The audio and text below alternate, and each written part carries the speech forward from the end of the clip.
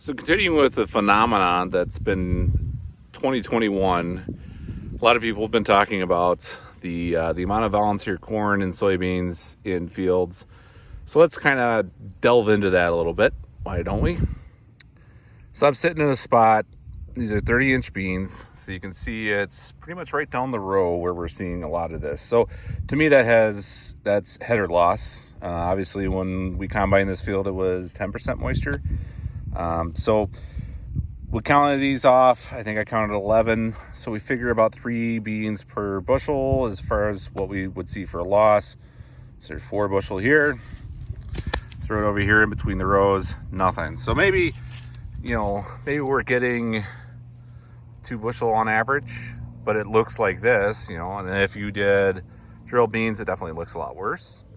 So let's talk about what's going on, right? So obviously we had some header loss here. Yeah. So 10%, soybeans, 2 bushels. If we average it, that's not terrible. You got to think, when we straight seed soybeans, we're basically doing about 140 to 150,000, which is essentially a bushel of soybeans per acre. So we have a standout here. It's probably twice as thick as what we would have if we planted it. So did we do a terrible job combining? Not really.